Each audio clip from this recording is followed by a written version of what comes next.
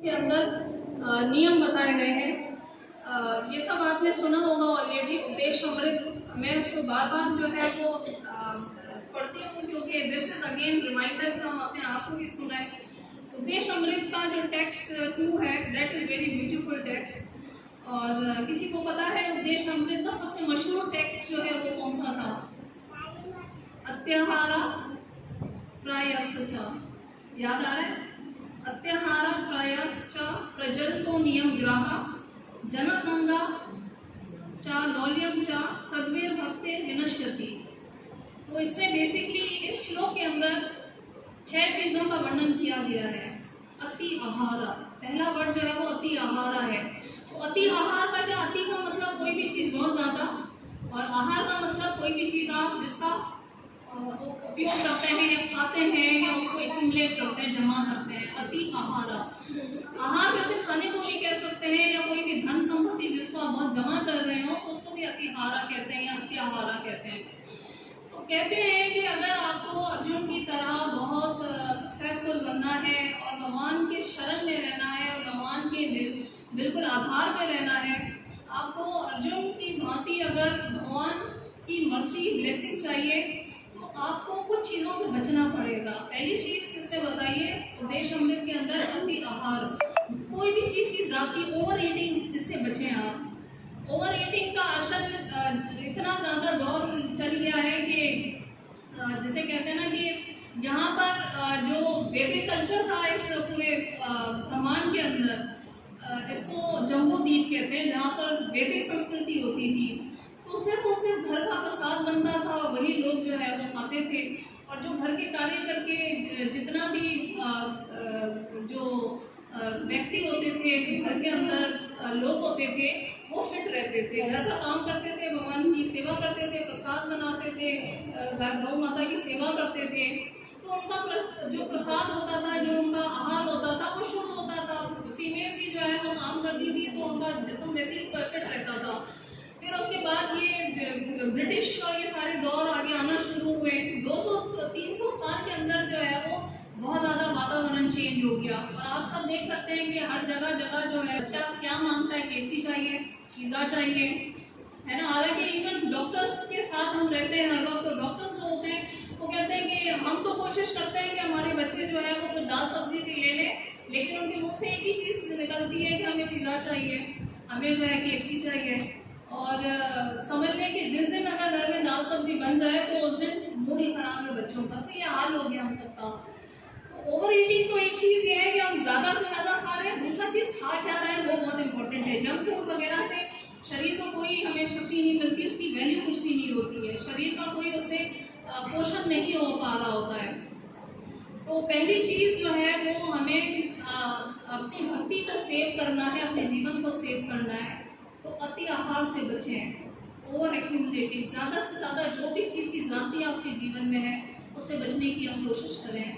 तो आपके खुद ही जो है वो जीवन में आपको परिवर्तन फील होगा, आपकी एनर्जी लेवल अलग होंगी अगर आप प्रॉपर तरीके से खा रहे हैं, सही मात्रा में खा रहे हैं और सोच समझ के खा रहे हैं कि क्या डाल रहे हैं आप अपने। ये भगवान का, परमात्मा का जो है वो एक मंदिर है। हमें भगवान ने ये एक व्हीकल दिया है, ये हमें गाड़ी दी है चलाने के लिए जिसके थ्रू हम भगवान तक पहुंच सकते हैं। तो अगर इस गाड़ी के अंदर पेट्रोल जो है वो सही नहीं डाल रहे हैं हम, या उसकी सही से मेंटेनेंस नहीं कर रहे हैं, तो ऑब्वियसली वो गाड़ी सही नहीं चल पाएगी। हम आए दिन बीमार रहेंगे और जो है वो पीड़ित रहेंगे, मेंटली तौर पर भी पीड़ित ही रहेंगे। तो ज़्यादा खाना, ओवर ईटिंग, हम अपने बच्चों को भी प्लीज़ ये सिखाएं। हम बच्चों को जो सिखाएंगे वो आगे उनका जो है वो करियर बनेगा, वो आगे बनेंगे वैसे। तो बच्चों के लिए भी जो जहाँ माताएं बैठी हैं ये ज़रूर उनके खान पान, उनके जो बिहेवियर है, उनका जो संग है उस पर ज़रूर नज़र रखें। माताओं के लिए खास विशेष पैगाम है। दूसरी चीज़ जो इस श्लोक के अंदर हमने देखी उपदेश अमृत के, अत्याहार और दूसरा था प्रयास। प्रयास वर्ड बहुत खूबसूरत वर्ड है और शुरू से मुझे बहुत पसंद है, क्योंकि जो भगवद गीता का 6th जो चैप्टर है, कौन सा चैप्टर है किसी को याद है? 6th चैप्टर अभ्यास हो गया, ध्यान योग या अभ्यास हो गया। तो उसमें जो है वो अर्जुन पूछते हैं ना कि भगवान में मेरे जो है वो योग को मैं कैसे जो है वो बहुत बलशाली और प्रॉपर बना सकूं। मेरा ध्यान जो भटकता रहता है, मुझे बहुत डिस्ट्रैक्शन होती रहती है। मैं अपनी इंद्रियों को संयम कैसे करूं, मैं कैसे कंट्रोल करूं अपनी इंद्रियों को। तो श्री कृष्ण ने क्या जवाब दिया था? उनको कहा था कि अभ्यास है वैराग्य। अभ्यास और वैराग बहुत ज़रूरी है हमारे जीवन में। और मैं कहती हूँ कि अभ्यास और वैराग भी आपको तभी मिलेगा जब नॉलेज आप हासिल करेंगे। नॉलेज हासिल करना बहुत ज़रूरी है। अगर हम अपने धर्म हमारी ज़िंदगी से दूर है तो हम ना अभ्यास कर सकते हैं और ना वैराग कर सकते हैं। आजकल वो एक कोई गदर मूवी शायद बहुत हिट हुई थी है, तो I was just seeing one, एक चीज़ सामने से गुजरी, लोग ना बहुत अपना अच्छा रिव्यू शेयर कर रहे थे। देवर सिंह के जी आजकल जो है वो हम देखकर आ गए मूवी सिनेमा में, बहुत अच्छी लगी, बहुत अच्छी मूवी है, ब्लॉकबस्टर है। तो लोग कह लगे क्यों लगी, क्यों ब्लॉकबस्टर, क्योंकि वो ना हमें अपने धर्म के बारे में सुनने को मिल रहा है, धर्म ही सॉरी वतन के बारे में सुनने को मिल रहा है। हमें अपने देश के बारे में जो है ना इस मूवी के थ्रू पता चल रहा है। आजकल की जो जनरेशन है, हम लोग जो नई नई जो है जहाँ पर बड़े युवक जो समाज से ताल्लुक़ रखने वाले जो हम लोग हैं, हमें अपने देश के बारे में नहीं पता क्या कल्चर है, क्या हिस्ट्री है, क्या इसका जो है वो लैंडस्केप है। तो इस मूवी के थ्रू जो गदर टू या गदर जो भी मूवी है उसमें ये बताया गया है कि हमें अपने देश के प्रति क्या भाव होने चाहिए, क्या हमें उससे कनेक्शन फील करना चाहिए, हमें वो पता चल रहा है इस मूवी से। तो लोगों को देखिए एक मूवी से भी प्रेरणा मिल रही है कि भाई अब उन्होंने बोला पता है क्या कि मूवी में हमें वतन के बारे में पता चल रहा है। और ये वतन के बारे में हमें स्कूलों में नहीं पढ़ाया जाता, हमें वतन के बारे में कॉलेज से यूनिवर्सिटी में नहीं पढ़ाया जाता। हम सबको पढ़ाया जाता अपने वतन के बारे में, कोई सब्जेक्ट नहीं होता।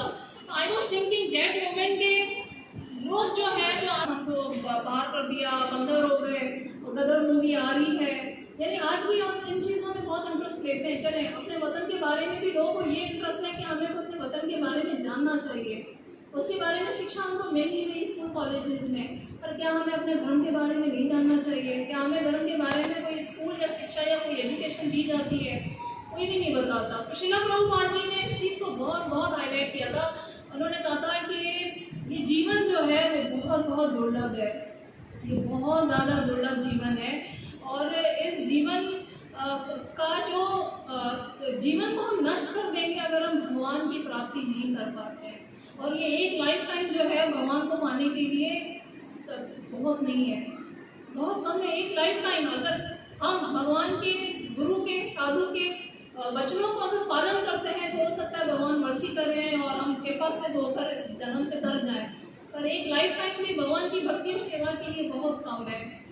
मैं भक्ति विकास महाराज का एक श्लोक पढ़ रही थी, तो उन्होंने कहा कि ये हम कहते हैं ना भगवान यहाँ विराजमान है और उनकी सेवा हो रही है, लोग सेवा करते हैं, कोई फूल अर्पण करता है, कोई उनके लिए प्रसाद बनाता है, कोई ब्लेसिंग करता है। मुझे पता नहीं कितने कितने मिलियन जन्म होते हैं, मिलियन मिलियन ट्रिलियन जन्मों के बाद कोई भगवान की जो है वो सेवा के अंदर जो उनकी विग्रह सेवा है उसका अधिकार पा सकता है। बहुत दुर्लभ होता है। और हम आज यहाँ बैठे हुए भगवान की शरण में यहाँ पर बैठने का हमें मौका मिला है और भगवत चिंतन हम भगवान के बारे में सुन रहे हैं, तो समझ में बहुत बड़ा अधिकार दे दिया भगवान ने हमें। हम बहुत ज़्यादा ही भाग्यशाली हैं।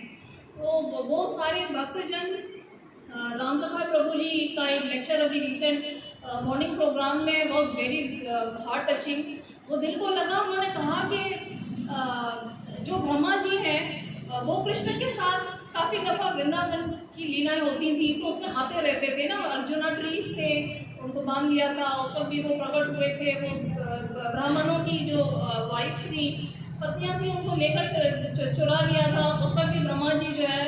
तो काफ़ी जगहों पे ब्रह्मा जी का आगमन होता रहा, लेकिन उनको ये बुद्धि कभी नहीं मिल पा रही थी कि कृष्ण ही भगवान है, कृष्ण ही भगवान है। ये तो किसी किसी को समझ आती है, किसी किसी को जो है वो अंडरस्टैंडिंग मिलती है। लेकिन भगवान जो है वो कहते हैं जब ब्रह्मा जी को उन्होंने प्रकट किया था लोटस फीट से, तो उनको क्या कहा कि जप करो, भगवान का नाम का जाप करो।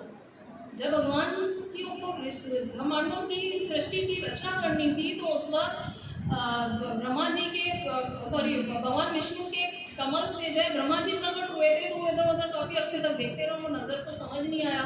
तो फिर उनको आवाज़ आई थी और वो भगवान की आवाज़ थी, उन्होंने उनको डायरेक्शन दी थी कि आप जो है जब तब करें, जब करें भगवान का नाम जब करें, बोले हरे कृष्णा कृष्णा कृष्णा हरे हरे, हरे राम राम राम हरे हरे।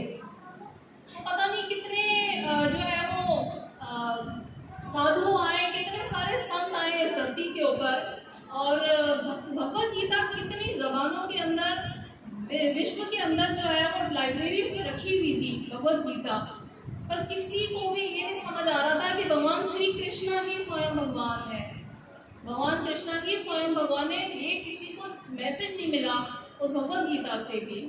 यानी 200-300 साल से जो विश्व के अंदर सारी यूके, अमेरिका, इन सब कनाडा, इनकी लाइब्रेरीज के अंदर थी भगवत गीता, ऐसा नहीं, ये प्रभुपाद से पहले की मैं बात बता रही हूँ। तो किसी को ये